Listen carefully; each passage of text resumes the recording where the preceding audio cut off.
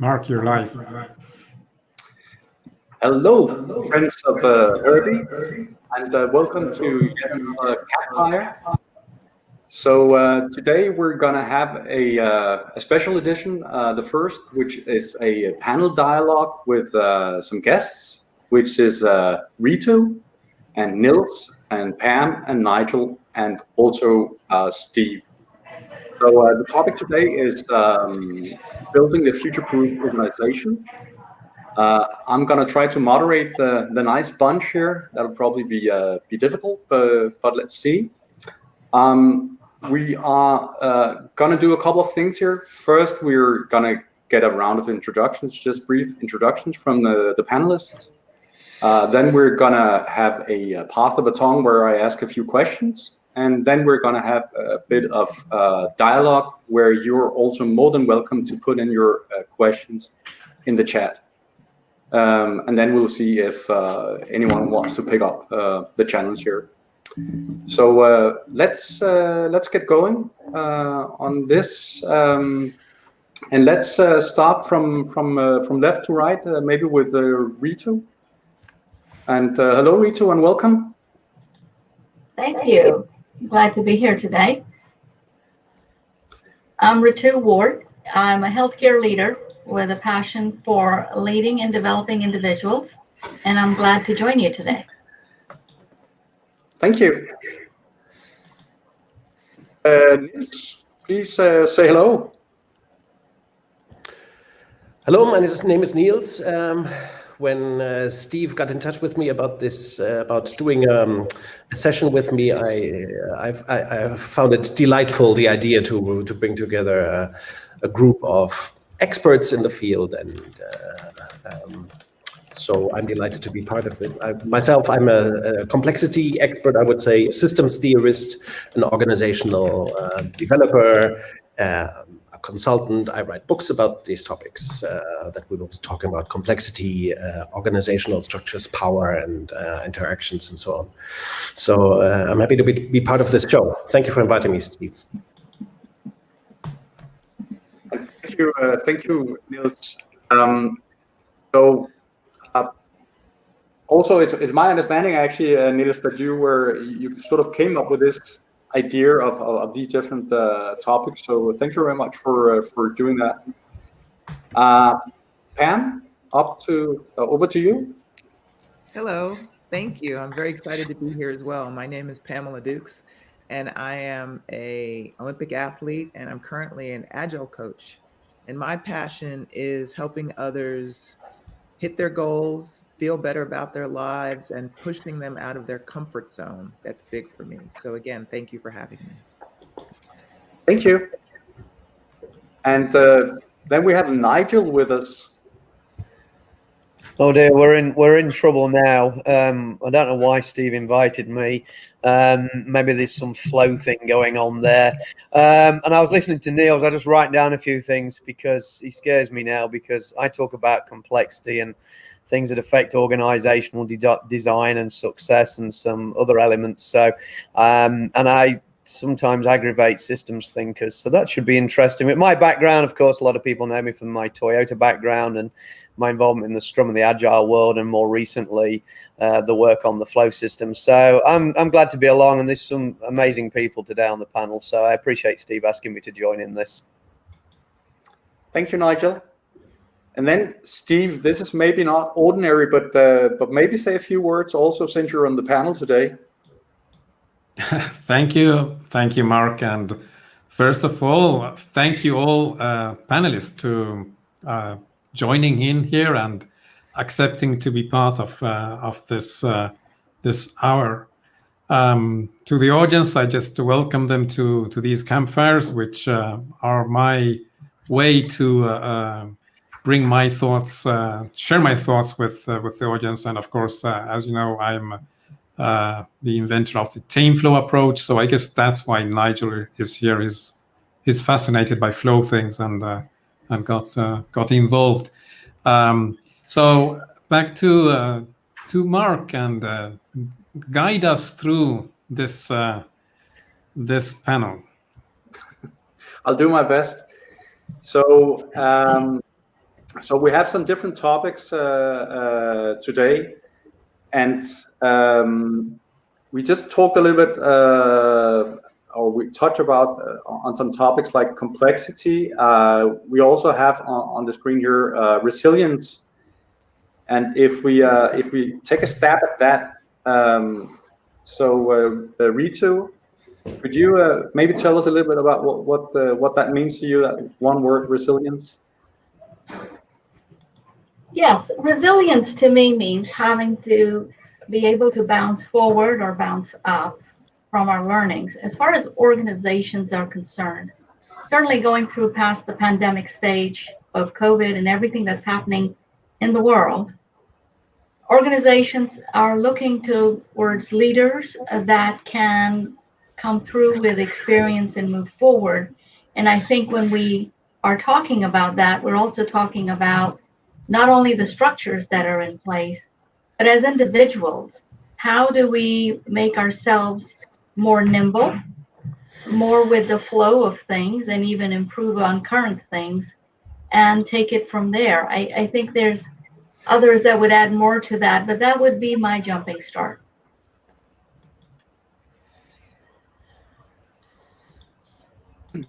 So would someone maybe take the baton here? Anyone to chip? Niels?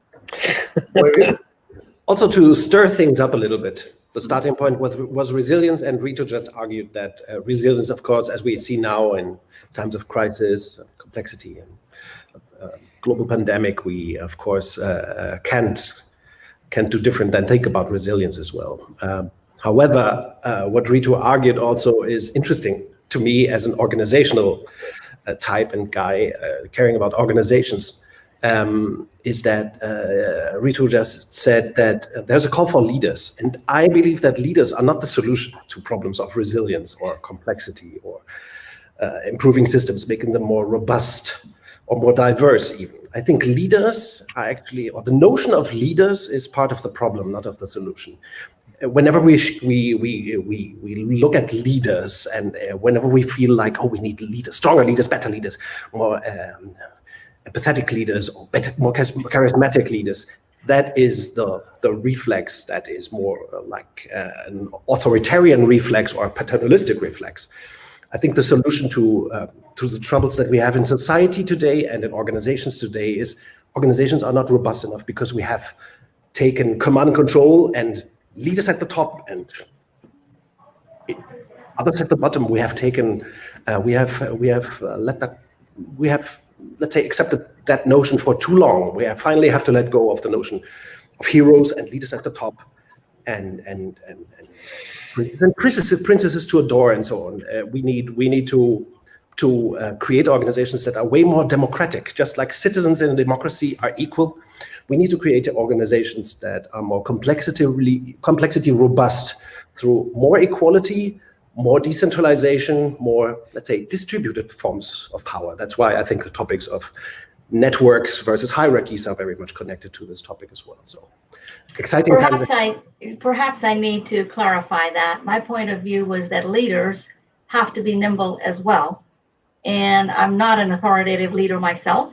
So I agree with you with everything you're saying, that we do need a collaborative democratic approach and to break down those barriers and be nimble. So just to clarify. I want to jump in there if I may, Mark, and just grab the baton. So, because then it will just leave the rest of them to pick up the pieces, which will be great.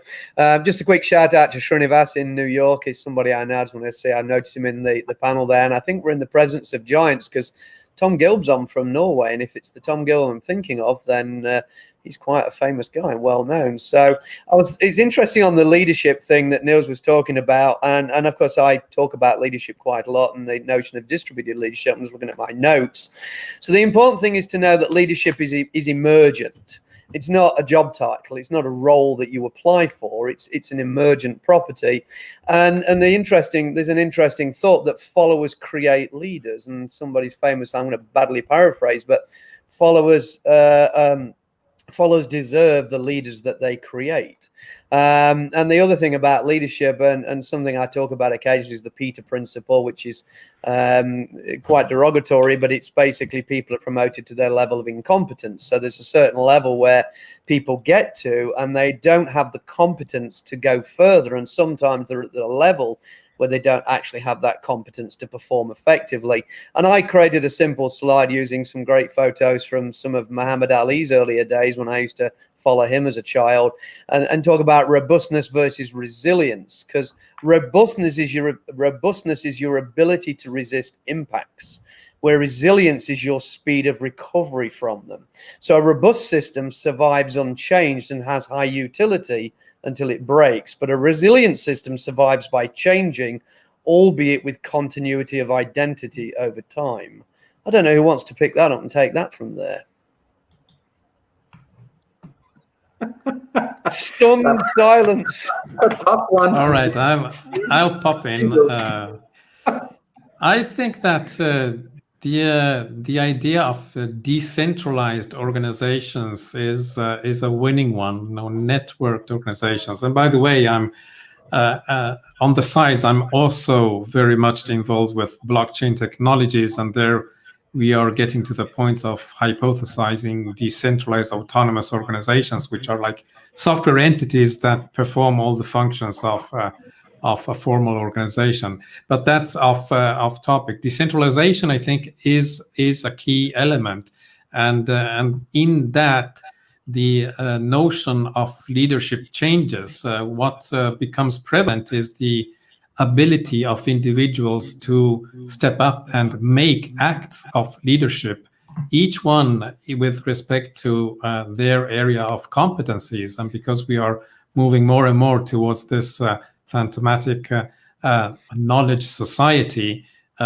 it's just right that the one who owns the most knowledge that is most relevant in the particular context will also feel the responsibility to step up to make these acts. And that brings about all sorts of secondary effects of how can people feel comfortable in doing something that in traditional organizations is probably not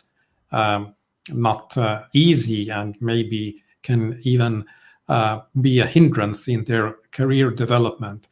So it's I would say, to summarize this, it's probably what is needed is an evolution in humanity, in understanding how each one of us can actually be a very positive contributor to the whole. You know, you're talking about humanity, and I'm going to look at Pam because she's one of the most humane people I know. And she may have some wonderful words of wisdom about people that the rest of us would just not think about, Pam. Thank you, Nigel. I was just thinking about it and thinking about you guys talking about resilience and leadership.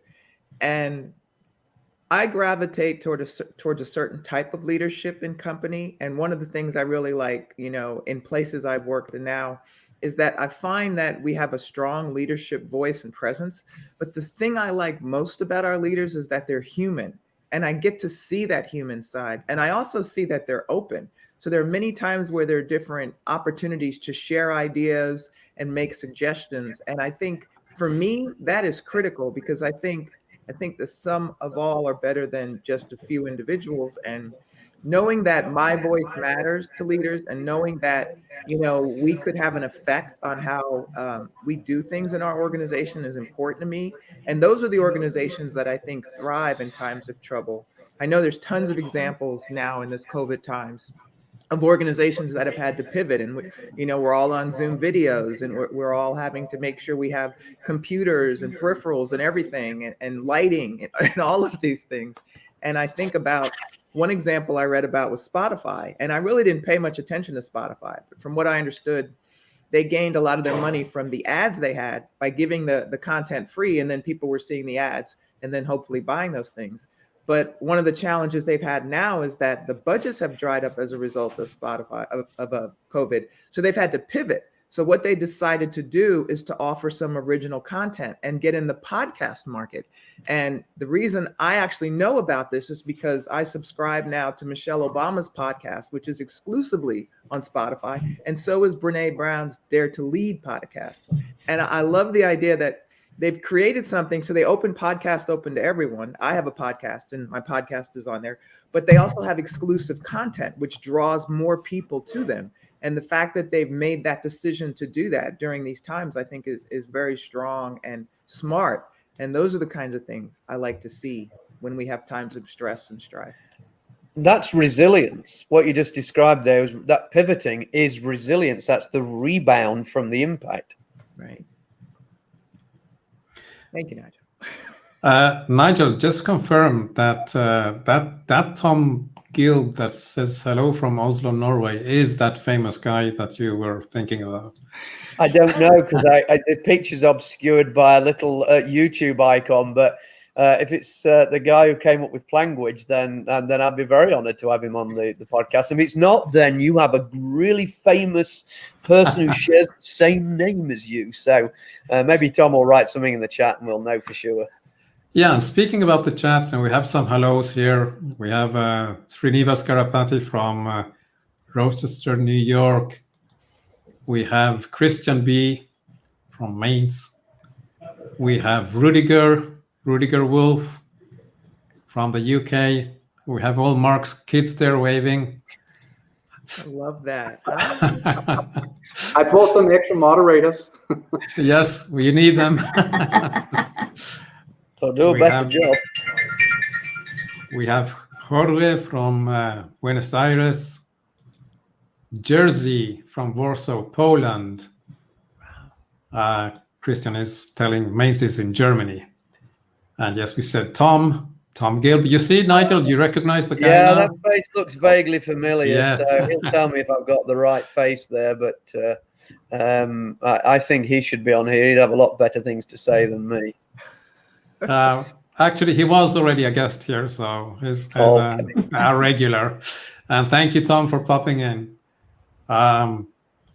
We have Jersey, who is saying hello to Tom. We have Anna Sikorska from Montreal, and Sundar is in from Paris. So we have a few people from all over the world.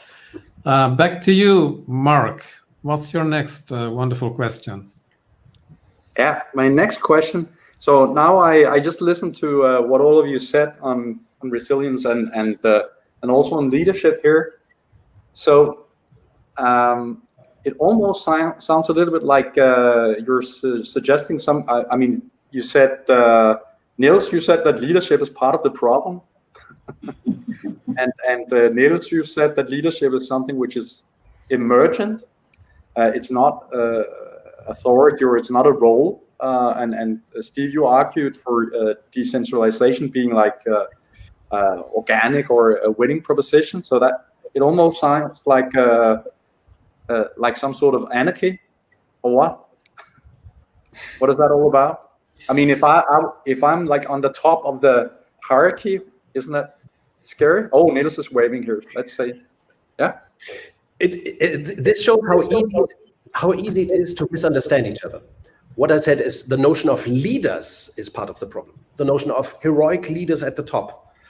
That's like, I mean, I'm talking from Germany. We once had a Kaiser, better than the king, bigger than the king. Horrible thing. And of course, having patriarchs, dictators, authoritarian systems is an ugly, ugly thing. What organizations are suffering from, maybe Spotify a little less than other organizations, and Toyota much less than other organizations.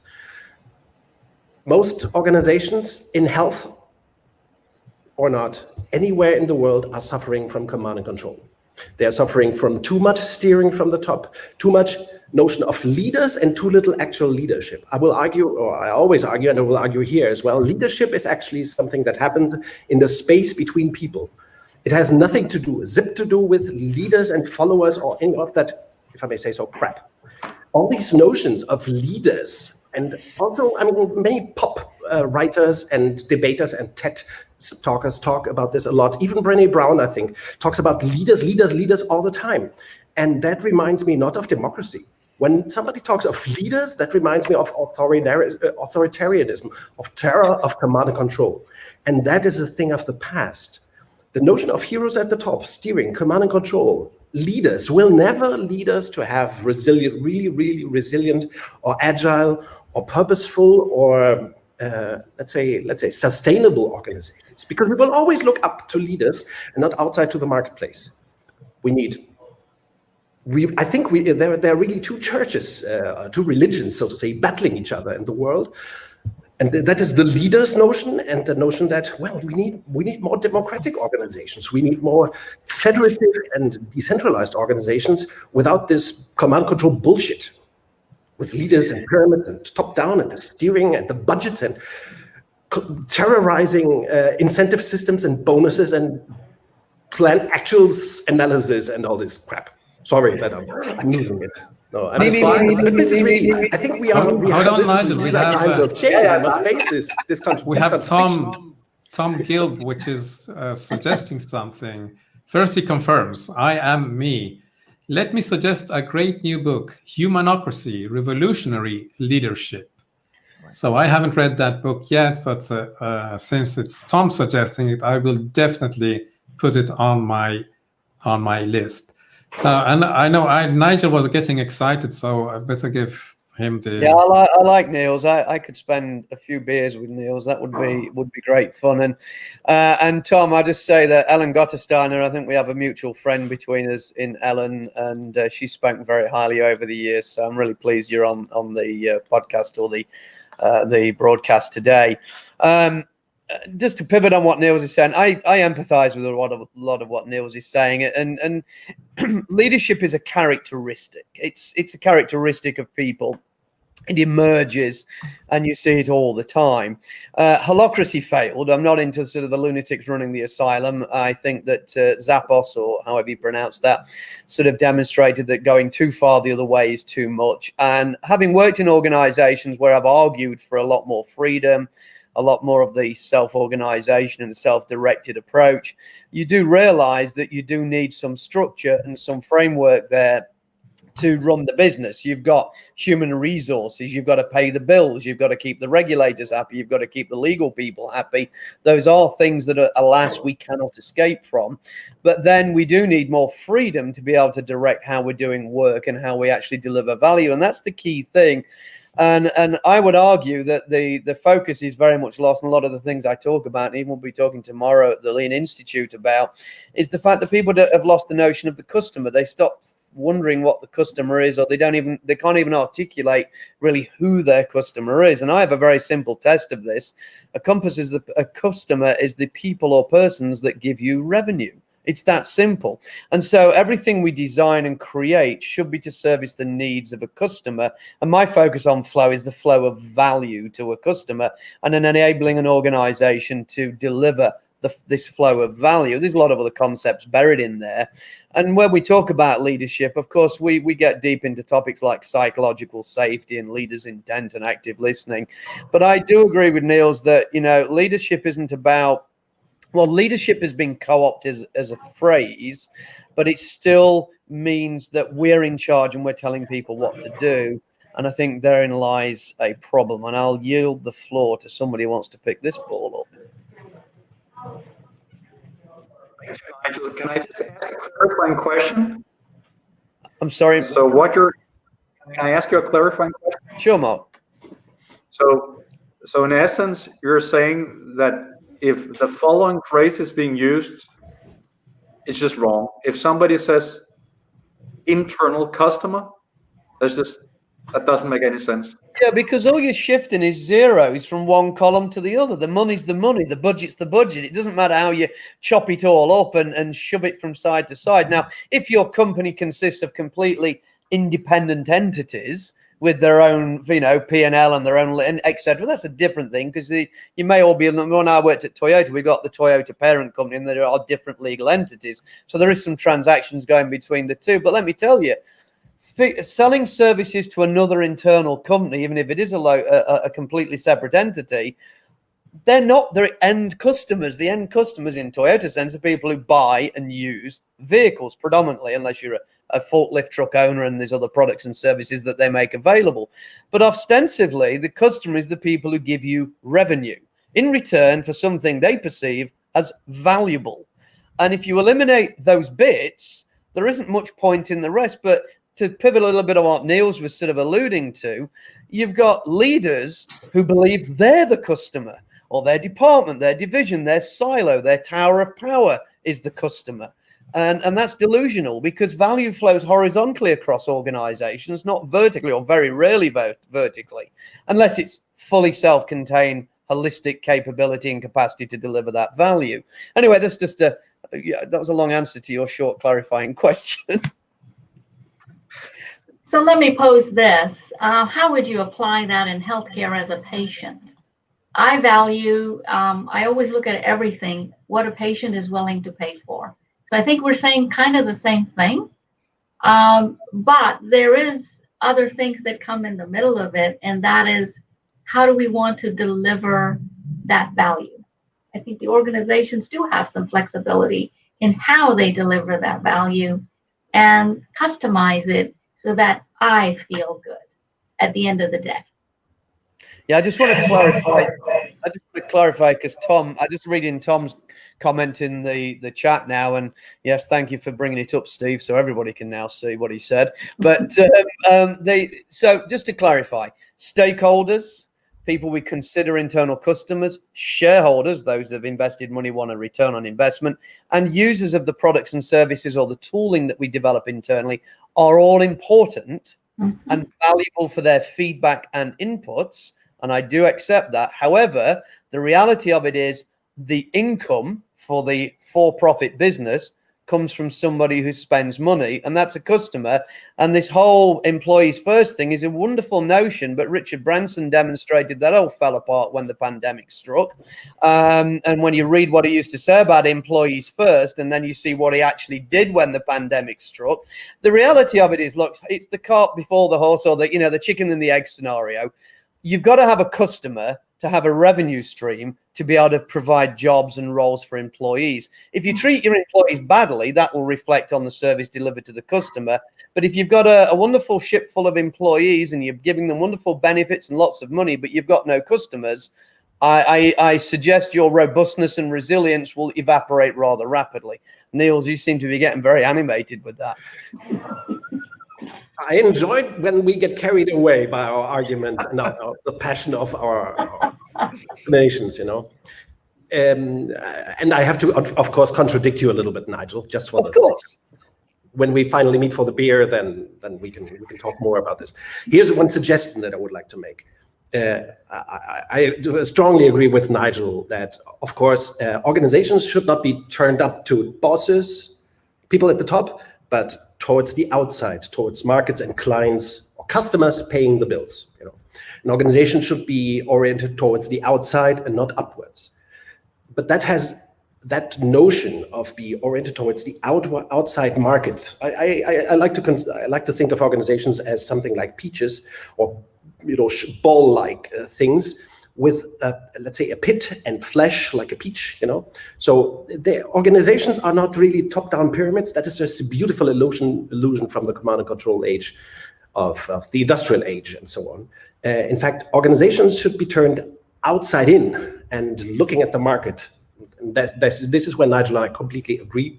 However, if we look at markets, at organizations as peach-like formed things, then it is important to distinguish between center and periphery and understand that the periphery is closer to the market. It's the periphery that serves the market. Like Ritu asked, how do I do that in a hospital, for example? That's what I understood.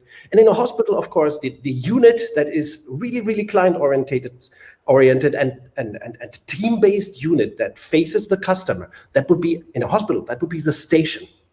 The station, if I have a surgery to undergo, I have to stay there for a couple of nights, then the station is my unit of service.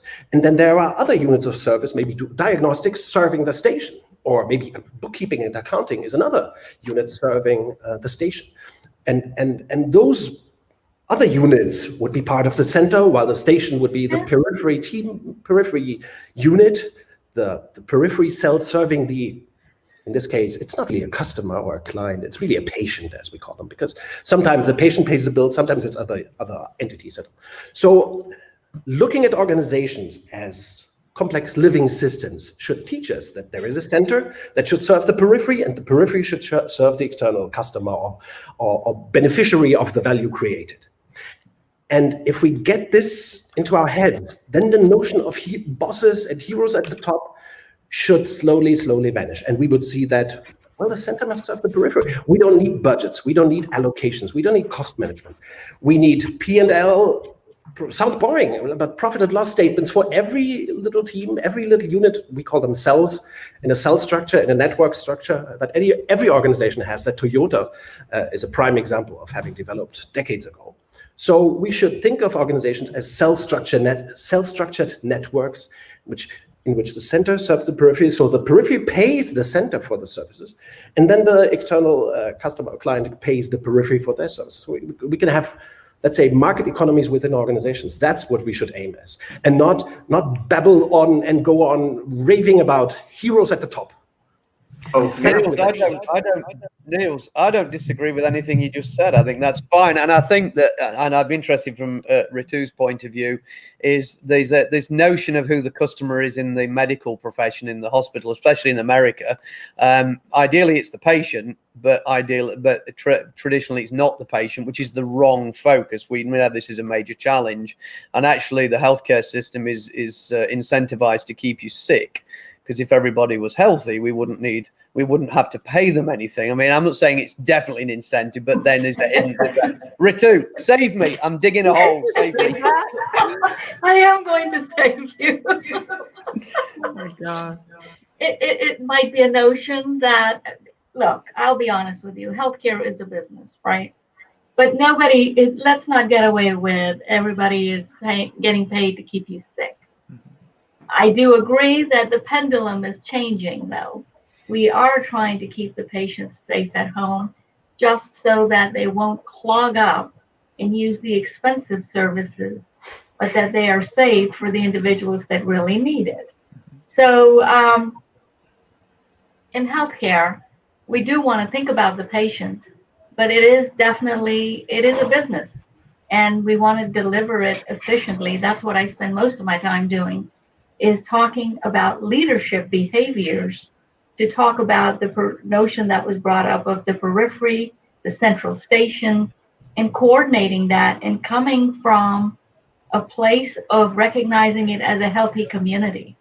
I think, does that help a little bit? Yeah. Yes, for me. I don't know about everybody else, but definitely for me. Thank you for that save. I'd like to chime in, if I may. So I've been thinking about what you've all said, whether it's focusing on the customer, and without the customer, we don't get revenue and we wouldn't have jobs. And I agree with that. But I'm reminded of the importance of having the right culture and people in an organization to get the revenue. And I can remember when I graduated from Stanford, there was this campaign when I was working at Oracle. That was my first official full-time job. And they were trying to recruit the best and the brightest. So they were going to Stanford and Cal and all the big schools. And in their mind, the people at the very top echelon of graduation, those are the people they needed, because if they got those, they would come into the organization and make them even better, which of course would lead to great or more customers and revenue. And I find it interesting because the only way you're going to attract those people into your organization is if you not only have good leadership, but you have the right culture, inclusion, and making people feel like they're a part of the solution, that you care about them. Otherwise, if you're not able to get those great people, quote unquote, they're going to go to your competition or other organizations, and then you may suffer. So I agree with what you all are saying about the focus on the customer, but I also think we need to make sure we're having the conversation about the resilience of the organization, how it's made up of the people and the culture. And without great people, chances are the organization is not going to be as successful. Can I ask a follow-up question on that one, Pam? I find it very interesting, the whole thing with those people or talent or whatever that is. So I think that's very interesting. So is it so that if you were to a great business school or whatever, or then you're better for a company or what? I mean, I know that's maybe an odd question, but it's a little bit. You have some colleagues in a company. Do you need to attract talent? Niels is waving. I don't know. Yeah. Well, Go just ahead, Niels. this is. I think it's a treacherous question in a way. It may lead us. I'm German. I have to be blunt as hell. Otherwise, I'm not doing this well. No. I think the danger of talking about people too much is not that. I mean, I love people. However, in the context of organizational development, systems, flow, how to develop organizations for them to become more value creating, more effective, more efficient, more diverse, more all of that. The danger of talking too much about people in the beginning is that we end up blaming people for the problems that we are having today. And I believe that in organizations, people are neither the problem nor the solution. People are definitely not the problem. I mean, people, we've talked about this briefly. People are amazingly adaptive, which is why organizations are also adaptive. If organizations were made of machines, robots, AI, or that kind of creepy stuff, then they wouldn't be adaptive because machines do not have ideas. That's different than in sci-fi movies where machines have ideas, like in Terminator. Skynet has ideas and it ends up badly for humanity. But in the real world, machines do not have ideas, and that makes them so stupid. Human beings have ideas. That's why we're having a conversation and nobody knows what will happen next and so on. The climate is a complex system. When we're talking about market society, the politics and so on, those are complex systems. And in complex systems, a lot is about how we design those systems. And we end up seeing mirages, or let's say effects or collaterals of the systems we designed, which is why, for example, Donald Trump is not a problem, but really the collateral of a problem that has been existing in the United States for decades, which is a political, party, and systems design problem, after all. But we end up seeing the same convolutions and the same manifestations and symptoms over and over again in organizations. For example, demotivated individuals. For example, lackluster performance, lack of innovation, lack of effectiveness in the health system, which is killing people, not only in Britain, but also in the United States. For example, if in a hospital you say, okay, let's define a key performance indicator that is about how long people should be staying on average in our hospital, how many nights. If you end up defining that kind of indicator and a target to that and force people, or let's say in a hospital we say how many heart surgeries or let's say knee surgeries should be done in a year. Some people in the system will end up doing it and killing people or ultimately serving them badly, not improving their health, but decreasing health, and also wasting a shitload of money in the process. That is the toxic effect of performance systems and performance steering, and we should end that. People are not the problem, the systems that we have designed is the problem. I think Nigel will definitely... Allow me. Yeah. Can I just say something very quickly and then you go, Nigel? I don't know if Pam was going to say something. I was looking at Ritu. I know she wants to respond to this. I do. I mean, Ritu, go ahead, Ritu, because you're the health lady. All right. Nobody's killing anybody. However, I think I want to go back to what Pam brought up, was not necessarily that you need the smartest people. I think you need a culture in an organization with all the things that we've just talked about. But you know what we need the most? Individuals that have a heart, that can be counted on to do the right thing. Having said that, there needs to be organizational structures and tools that help them achieve the best every day, irrespective of what they are trying to accomplish. But it really boils down to having a culture that can learn, that can produce ideas, that feels that they are in an environment which is transparent and surrounded by individuals that will listen to them. Pam, does that add some more to that? Well done, my friend. the word engagement keeps popping in my head, and I know we hear about engagement all the time, and I totally agree with her, because in every organization I've worked, I've been in situations where you can see the people who have the heart and who are motivated and engaged and push hard and do extra and really want everyone to be successful and the team successful. And then you have the folks who are kind of doing, about as much as they feel they need to, but they don't have that same connection. They're not as vested in the success of the organization. And I feel like the organization on some level has to try to address that. And we have to try to give people opportunities to innovate and try new things and work in different areas. And most importantly, when they have ideas, we have to be open to them and try them and be accepting. Because if every time you want to try something and, leaders or wherever is always shutting it down, or maybe you don't feel safe in talking about certain things, you don't have that psychological safety, then, I just don't see you as being successful. And I totally agree with what Ritu said, having the heart, being invested, and giving people an opportunity to thrive. I think that's what we're looking for.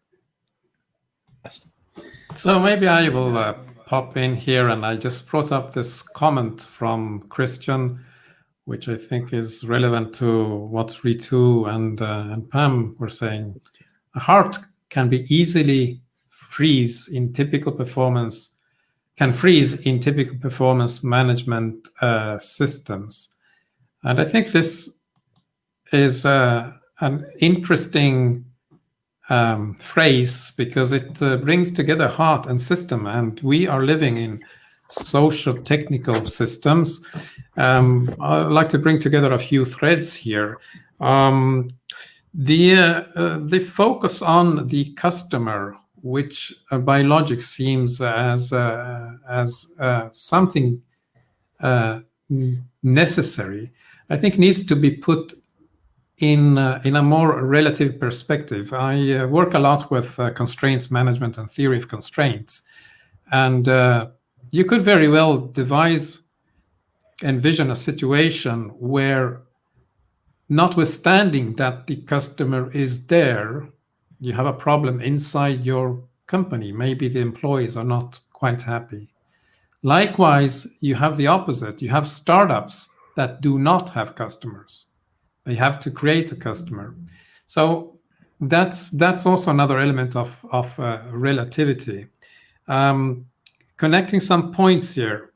An organization is, of course, there to serve customers, but it is part of a broader social system, which is governed by laws and regulations. And one consequence is that we have like these figures, like the CEOs, who by law are required to entertain certain relationships with different parties. And therefore, the idea of Niels, which is very noble and which I totally subscribe to, has a huge obstacle in getting to fruition when the structures are not allowing that. Now, talking about structures, the command and control element in companies is certainly destructive, but I see a chain of cause effect that goes back to the fact that we have to pay taxes. And by having to pay taxes, we need to keep our accounting books. And with the accounting practices, we will have all these wonderful moments in the life cycle of companies where you have the budgeting process. And the budgeting will break down the companies in silos, and they will start fighting one another. So the cost accounting mindset becomes also the reason of this command and control. Niels mentioned the KPI. Shall we have so many patients fixed per month or per year? Well, if that kind of reasoning is repeated across different units, you will have different KPIs. And these units will fight, and they will give different signals to the CEO, who then must make a decision. And at that point, it's a gut feeling. He decides for the one that he feels the most. And the other one will feel that that is an imposition, that is command coming down. So it is structural. How do we address this structural thing? Certainly with what Rita and Pam were saying, it's primarily with the heart, but the heart derives, like it's thrust from understanding, from the mind. So I go back to one of my fundamental things. It's how you perceive the reality that has a huge impact. And for instance, the accounting systems we have today are just distorting reality and are causing a lot of the dysfunctions that we see, and that with Niels's vision could have a totally different dimension where the human individual could thrive much more. Anyone want to take up on this? Yeah, Steve, I've been writing a whole cornucopia of notes here. There's a lot of things I jumped around. I just want to hook on that social system thing you mentioned as well, because that is an important point. And despite my sort of belligerent views about the customer, the customer is always right, the customer first sort of approach, and I'll elucidate on that a little bit more in a moment.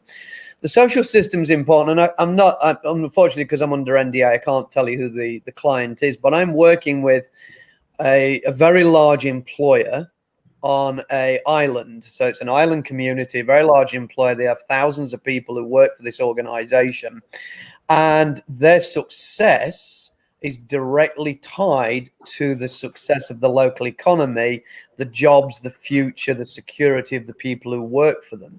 So that's when we start to look at the whole way the organization is functioning, the way it's delivering value, the way it's serving its customers and its base. It becomes bigger than just the evil that is the profit motive, and this is where we sort of should focus on outcomes and value, not profit motives. Profit is something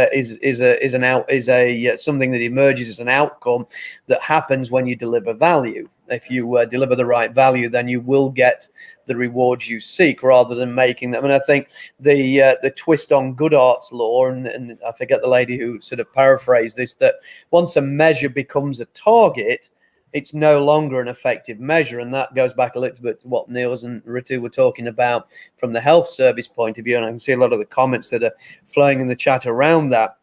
The other thing is that I sort of summarize a lot of the stuff that I talk about as being behaviors, because we say it's not a human problem, but the problems that we're facing, I'm afraid humans created, not individuals particularly or per se, but humans created a lot of the problems we're trying to solve. So within an organization, the problems that exist, the complexities within an organization, the difficulties and challenges with getting things done, the way we've designed the organization, the dependencies, they're created by humans. Machines didn't build it for us. And I subscribe to a lot of the things that Niels was talking about, the reliance on machines to make all these decisions. And of course, my Toyota teaching in Jidoka, which is all about automation with the human touch. Please don't get rid of the machines. Skynet is coming.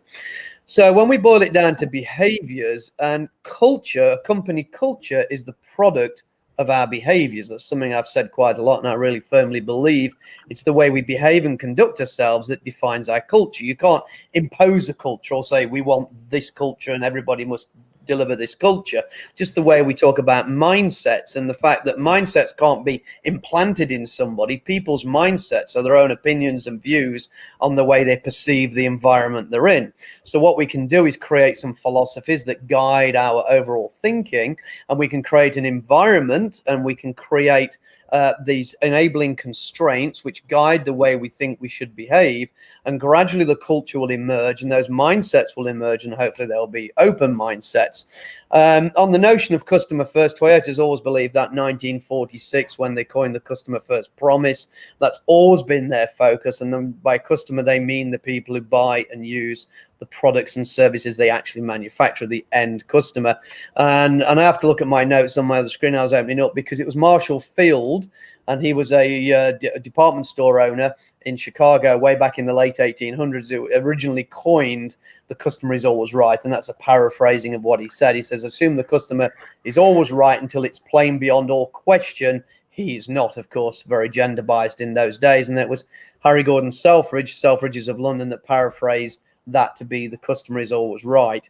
So I do believe ultimately, if you're in a business of providing value and products and services, the end customer or consumer of that value is the thing you need to focus on. And once the perception of your value wanes, so does your reason to exist.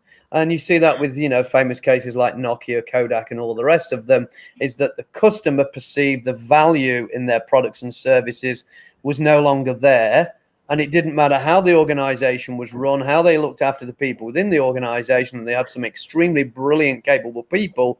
The organization failed because they lost sight of what the perception of the customer was, which was the value they were delivering. I'll sling these comments back to the rest of the panel. So if we just thank you very much, Nigel. That was a lot.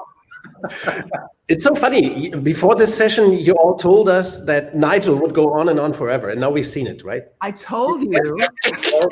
When you get Germans and Brits together, it's just gonna happen, But that's self-awareness. He said that up front, so that's good. If we can just, we have like 9 minutes left. So thank you, everyone. I suggest that if I just think about what we've been through here, and I think we've talked about the customer here. It's very clear who the customer is, at least from Nigel, the one paying on the outside. We talked about leadership, decentralization, systemic problems. Niels, you even said that people are not the problem. The system is. I think Steve also talked a little bit on that one.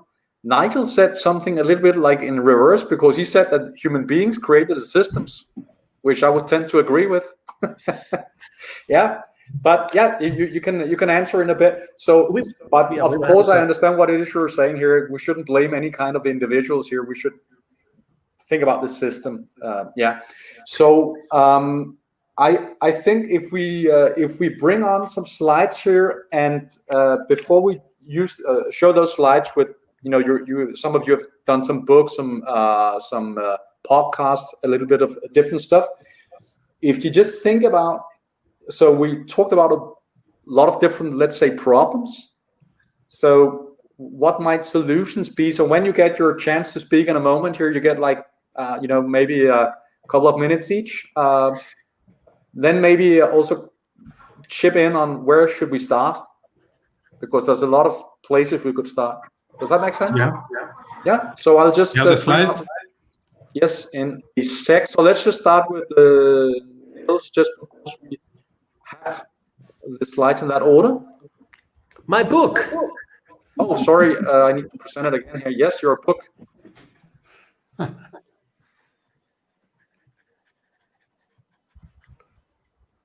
Niels. Yes. I'm supposed to say something. Yes. This is this is a new book of mine. It just came out last month or so. So this is what you should get if you also felt that maybe we touched important points in this conversation, but I felt that at a certain moment in this hour or so that we had, something that happened is that we stop bringing philosophy to the table. I think what we need in our societies and in organizations is a little bit more philosophy. What I felt in the conversation is that we stop thinking in the moment, that we think beyond hierarchy, beyond command and control, beyond bosses, steering. Steve mentioned something like, but there's the accountants and the accounting that stands in the way of decentralization and federalization. I do not believe that at all. I think that accounting can serve centralization and decentralization. It can serve centralized steering and decentralized orientation towards the market, which is something that we need in times of complexity and in complex markets. So as you are showing the book cover, the essays you find in this book are all about decentralization, creating Peach-like decentralized organizations such as Toyota, such as DM Drogeriemarkt here in Germany, Southwest Airlines, Aldi, WL Gore, and so on. There are many great cases. Handelsbanken, the Swedish bank, is a great case as well. We even found cases in the health sector of organizations that are very decentralized and not centralized, apart from the current trend. So I personally believe that we should talk a little less about, let's say, the symptoms that we observe, like quality problems, too little innovation, too little diversity, bad company cultures, scandals. We see all these symptoms and they are all there. However, we cannot solve these things directly. We cannot work on the culture. Culture is merely a reflection, a shadow of a system. And we must work the systems to see better culture emerge. The same goes for leadership, by the way. We cannot improve leadership by having better leaders or different leaders or educating them or offering trainings or leadership development programs. All this bullshit interventionist activism stuff has failed. So we must turn back and ask ourselves philosophically, in a way, are our systems designed for highest value creation? Are they designed for competitiveness? Are our organizations designed? Are they fit for complex markets and fit for the human beings working in them? So I think those are the questions that we should talk about. So be more philosophers and less. I love that you ask questions, Niels. That's great. Thank you very much. You're welcome. Pam, here is a little bit, I'm sorry it's pink. It should have been yellow, I think, but maybe you can take us through this a little bit. Yeah, I guess, again, I want to thank Steve and everyone for including me in this today. It's been very thought-provoking and inspiring. But when I look at organizations, leaders, any topic, to me, it starts with the individual. And part of my goal is to help improve the lives of people and motivate them and get them to achieve their goals and improve their, emotional intelligence. And some of the things I'm doing is, this is the podcast you're showing right now. It's called Overcoming, and it's available on most of the networks. But I'm also very active on LinkedIn, and I share my information there. So I would invite people to connect with me, because I try to share everything I'm doing and what inspires me and how I'm learning and how I'm continuing to fill myself with positive things that lift me and also inspire others. And then I also have a YouTube interview show called Showing Up. And in that show, I interview people who've actually shown up for me in my life. And I want them to know the differences they've made in my life and to let others know. And you can actually see more of Ritu and Nigel on those shows, because those are both friends of mine. And we had a great time doing that. So I would leave it with thanking you again. And then if you need a boost or a lift, please connect with me. Thank you, Pam. And can I just ask you a question, because I didn't get around to doing that? Yeah. I mean, you mentioned on one of your web pages that the role that you're actually most proud of is being a mom. Could you just touch upon that just briefly? Well, yeah, sure. I think any parent knows that, before you have kids, at some point, it's about you. And as soon as that kid comes into your life, it's no longer about you. It's all about them. And I think the thing Alex has brought to my life is very much a sense of peace, and recognizing that all those things I thought were important and critical and life or death do not matter at all. All that really matters is that my family is well, that he's doing well in school, and that he has some level of happiness. And, no matter what kind of day I have, as soon as he walks through the door, when I see him, any concerns or stress I have just falls to the floor. So I'm grateful to have him in my life and to get that kind of perspective, because I guarantee you I did not have it before. So I second that myself. Thank you. Mm-hmm. Jill. Oh, me again. I'm going to try and be more succinct, but I'm a big fan of Pam's. She knows that, and I love her to bits. And I would really recommend looking at some of the content she's producing. She really is producing some stuff that's very different and very well worth listening to and reading. Oh yeah, I wrote a book as well with my two co-authors. I must give huge kudos to John Turner, who is a real professor at a real university. not somebody with a strong opinion like me. And Brian Rivera, who's served the US military for many years as an F-14 naval aviator and brings a huge amount of input into things like team science and high-performing teaming, which complements John's work in complexity thinking as well as team science. He heads up team science at UNT in Texas. A couple of comments. I'm so grateful to meeting Niels. I'm going to make sure Niels and I engage a lot more because, yeah, no, honestly, man, I could talk to you for hours. So I'm really pleased. Thanks for that, for bringing us together, Steve. I was looking in one of the private chats. You put a bad system beats a good person every time. My only counter to that is the systems were created by people, not by, with the exception of the environment and some other things, although the environmental problems we've got were created by people. I wanted to echo something that somebody mentioned earlier. We'd never blame people.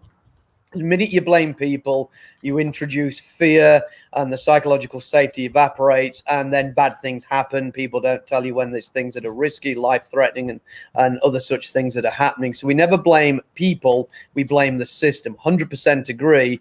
But we created the systems, and only people, I'm afraid, can then solve those systems. So we need to focus on solving those problems. Quick shout out to John Coleman. I noticed he was watching today. I've had the opportunity to work with John in the past, and I love his perspective on different things as well.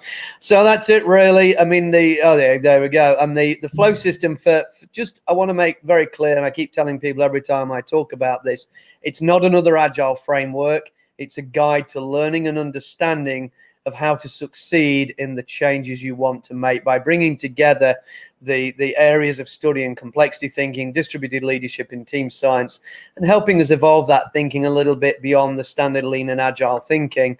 But don't think I've sort of left my lean thinking behind. I am still very much a made in Toyota alumni person. So that's all I really wanted to add, but I'm really grateful for having been on the panel, guys. Thank you very much, Nigel. Great having you. Pam, we put a nice little image here of a podcast. Thank you very much. Nice image, but I look a bit scared, but that's okay. So first and foremost, thank you for inviting me to join the talk. It was very informative. Thanks to Pam, and I do have to share that Pam and I go back a long way, and she's brought me forth in the last 6 months, really shown up for me and brought me outside myself to be able to speak about my stories and learning. In terms of the professional and future growth, I talk about leadership behaviors. I talk about them because I think as much as we've talked today, we talked about people, we talked about, we created these structures that we are now must be charged, really, to unwind and really give back to the individuals that we have responsibilities and accountabilities to. So all very good talk. I am also on LinkedIn. I live there just as much as Pam does. So please reach out. More than happy to have a conversation and also share my stories. So thank you very much. Thank you very much. Great having you here. Thank you. And before you go on a big rant here, Steve, I actually forgot to ask you something, because when I listened to all this stuff here and what ladies here, what Niels was on about, what about this? Is this flow thing that Nigel is going on? Is that a competitor to what we have here? I know you're called question mark, and there we know why. No. Nigel is showing the real thing. Show us again, Nigel. Bring it up there. I was just doing this, but no, we are not competitors. We are allies and collaborators. That's it. When I discovered the work of Nigel, I was just overexcited, and if he'd been in the same room, I'd just give him a huge hug, because at last someone that speaks the same language, that has the same mindset, that looks at things in from the same perspective, maybe with some different twists. I know Nigel and his co-authors are very strong on the complexity theory. That's not really my background. I'm more in the theory of constraints, patterns, pattern languages. So I just look forward at developing these concepts and finding like great synergies between what Nigel is doing and what I'm doing with TameFlow. Maybe, who knows, we'll come up with a TameFlow system someday. Who knows?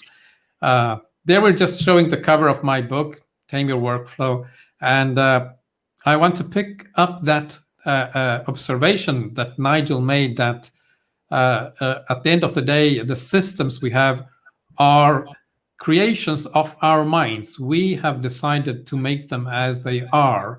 So in that particular book, I am giving some suggestions on how to structure large organizations that deal with what I call pest environments, where you have multiple projects or products, multiple events or deadlines, multiple stakeholders, and of course, multiple teams.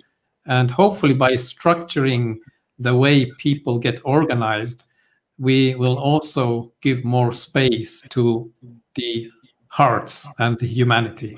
And that's what I aim for with anything I'm doing. Oh, that was a lovely wrap up, Steve. Thank you very much for that. So maybe also, Steve, can I ask you, because you're the most experienced here, just to do the final wrap up of what is going to happen, or maybe some rounding up suggestions here, so you can take this off the screen if you want to. Well, this is the Campfire Talks. So anyone who's interested in these sorts of topics, you will find on a more or less regular basis these broadcasts. We've had several guests in the past, not the least Tom Gilb, who was on the chat here as well.